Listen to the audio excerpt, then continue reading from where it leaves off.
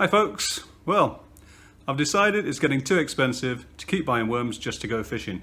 So today we're going to build a wormery, and I'm just about to show you how I'm going to go about it. There's lots of other videos out there on building a worm heap or a wormery, but I want to make this as quick and simple as possible, so here goes. So here it is then. Bought it from the local DIY store yesterday. This one's called Can of Worms, and it just means I can get this project up and running very quickly. It does say something about perfect for teaching your children to recycle organic waste into fertiliser. Well, I'm not quite a child anymore, but I do need organic waste, and if it turns into fertiliser for the garden, all well and good, but of course I just need worms. So let's start with the opening. But for this device it seems we've got 3 tiers and 1 lid. If we take the lid off, each of the tiers has a perforated base. I think these are the working trays. At the bottom we've got the actual base. So let's get the legs in, shall we? Very easy, just push them in.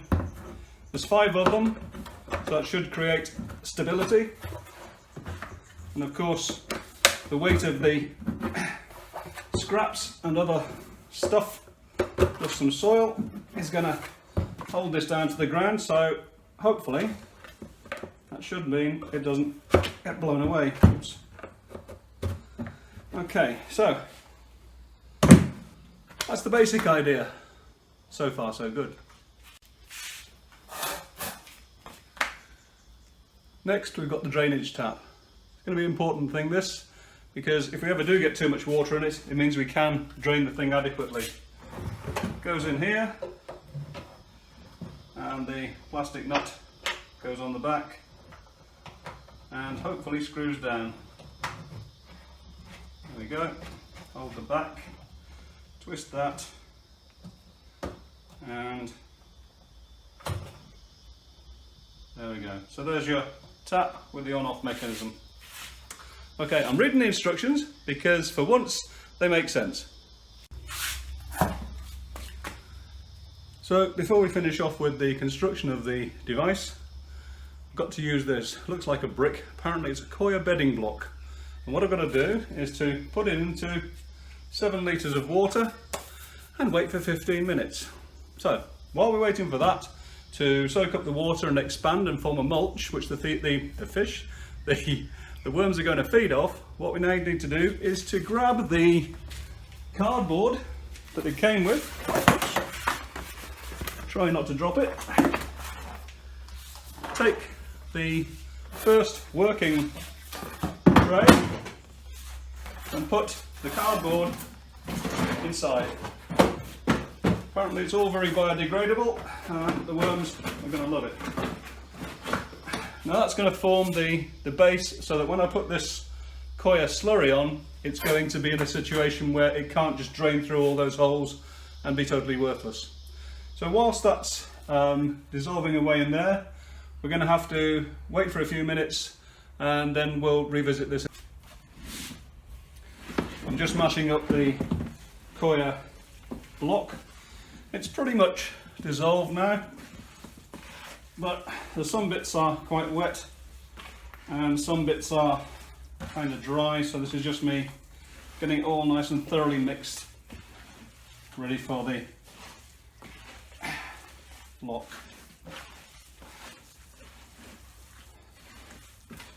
Okay, that seems to be it so far. Next thing we have to do is pour it on the top. So what I've done, of course, in the meantime is to put the cardboard in, as I mentioned, and I'll just drop it all in.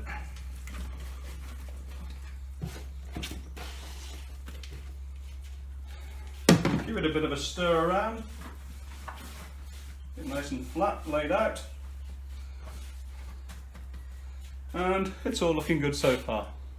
So, with the block all mulched up and put into the top tray, the working tray, all I need to do now is to take my starter pack of worms, and here they are, which I bought from the DIY store, and just put them on top. apparently the coir mat acts as the feed, and that's all you need.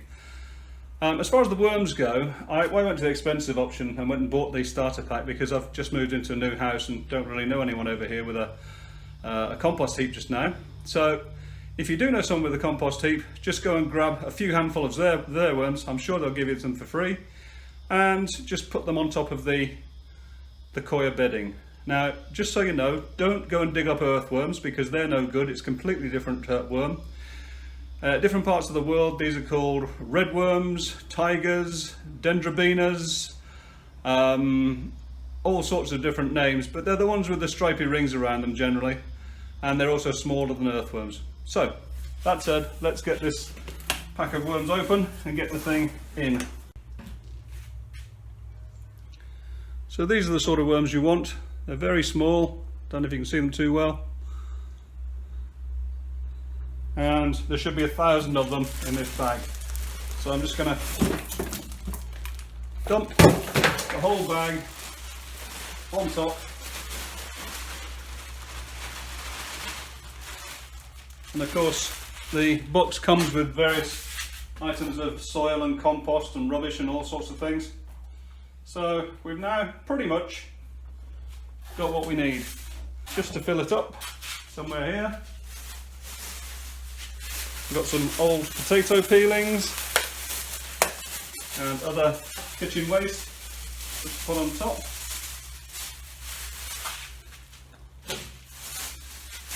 My wife's been very efficient since she's tied the bags up. Okay. So that should keep these things going for quite some time now. I am going to just damp this down in a second with a very small amount of water, just to make sure that all the paper's wet and that I've got a good spread of the water. And I'm going to use just a fine misting spray on that. Okay, hose on mist. And just damp down everything. Don't go too mad. You don't want water coming out of the bottom. You don't want to be drowning your worms. Just get a good mist on the top of it. That's all you need. Now, apparently, I don't need to put this second tray on yet. This is designed for when the heap gets even bigger. So all I've got to do now is take the lid with the air holes on it, put it on top, lock it down, job done. So in a few weeks' time we'll see how this is mulching down, and we'll do an updated video just to show you where we've got to. So thanks for watching, and don't forget to click the like button if you enjoyed this video, and you can also click on the subscribe button if you want to get more videos from the Fishing with Den channel. Thanks a lot, bye for now.